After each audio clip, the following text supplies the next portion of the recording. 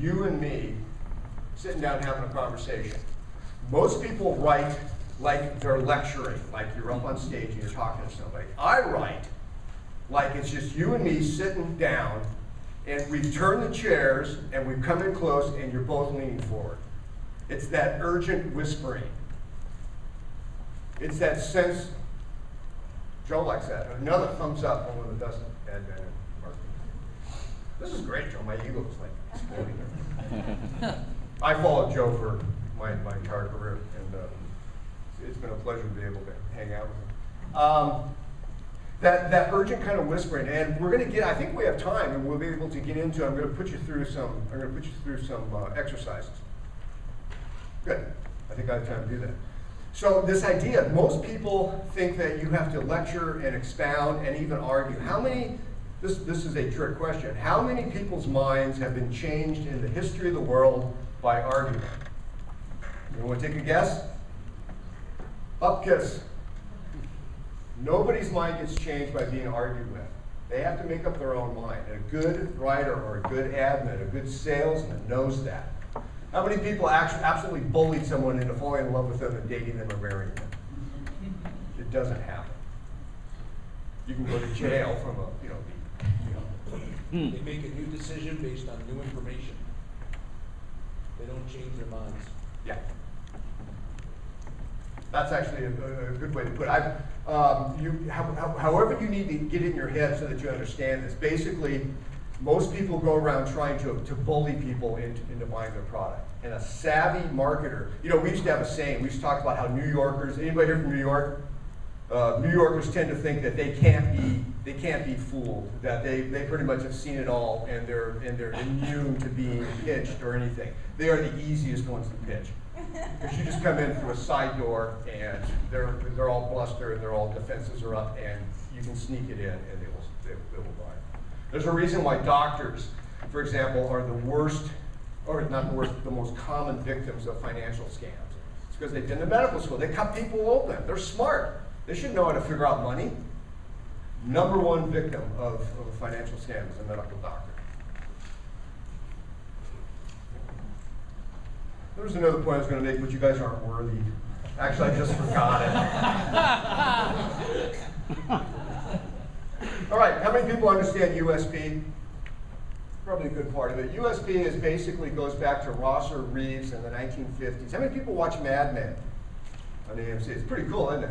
There's two new shows coming. One's called Pan Am, I think, or it's about people playing. There's a third one out. Oh, it's a Buddy Club. It's about in the 50s. Anyway, I think we're going back there because a number of boomers are starting to have severe nostalgia. So we're actually affecting the movies that are coming out and the shows going on TV.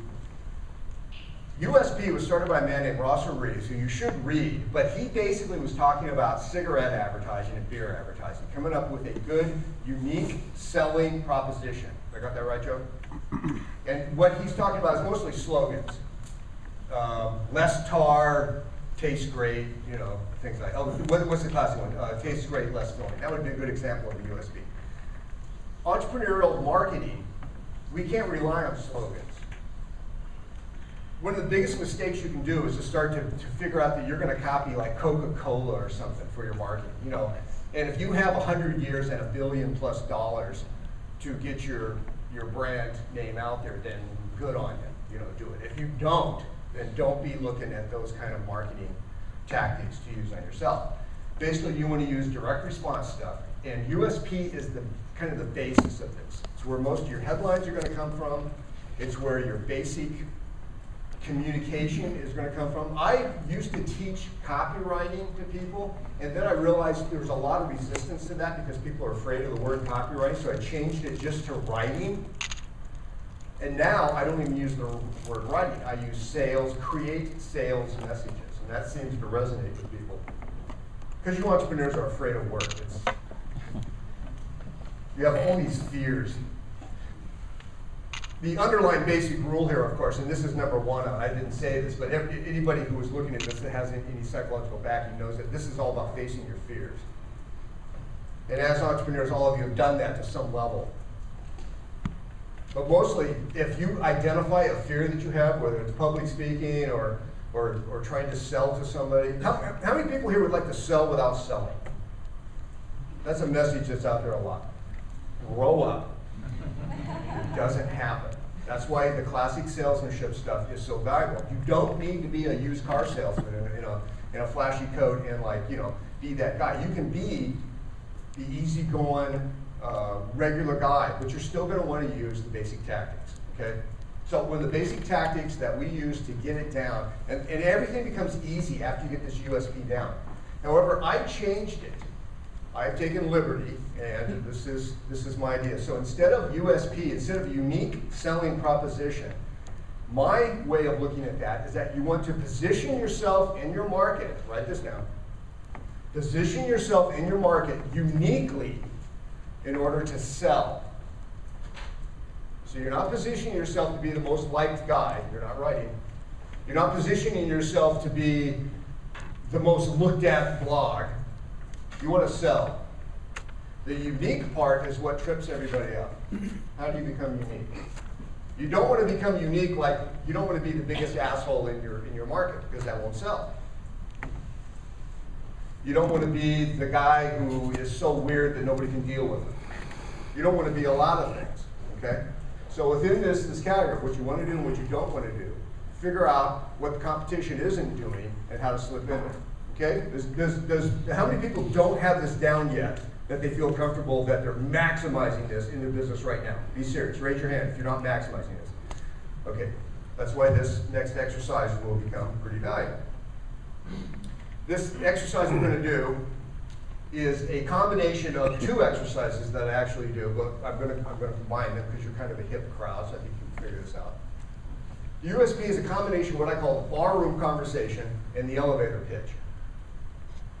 Elevator pitch is pretty interesting.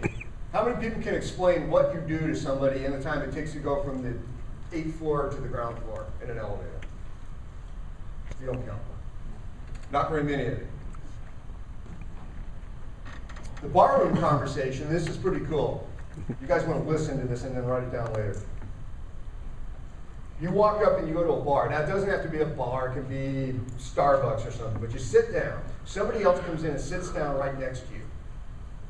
And he says, not to you, but to the bartender, he says, man, make it a double. I'm having a bad day. And the bartender says, what's the matter, Bob? And Bob then says what his problem is. Now, his problem happens to be what your product or service solves. What do you say to Bob? Everybody here clear on what you would say in that situation? If you think about the reality of the situation, if you turn around and say, wow, I got a great product, you should buy it, what's going to happen? Not good.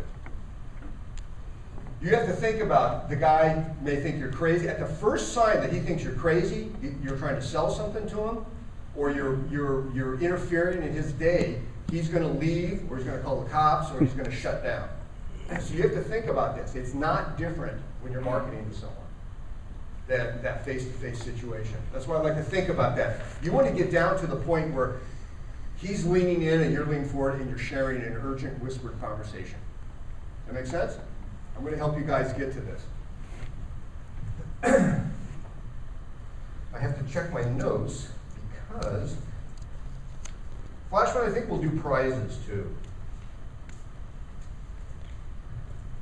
Flashman is my, some of you have met David Rabel is a writer from London who happened to be in town here and he agreed to come be a road dog for me. Okay, this is a combination of the elevator pitch, but basically what you want to do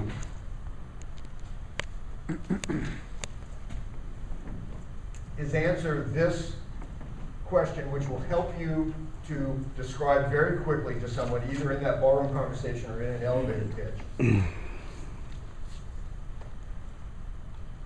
Is it we do? It is? Okay.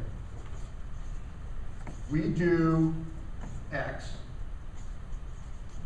for blank, even if this. That's not clear to you yet, is it? Basically, you want to explain in a breath, single breath, what we do for this type of person, even if, and it's a worst case scenario. And I believe I have some examples. Would you like to hear a couple of examples? Yeah.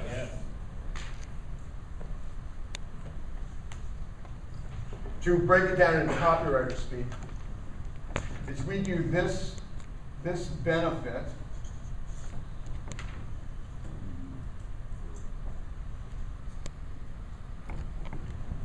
hang on a second. For this group of people, so I'll put G, you guys figure it out.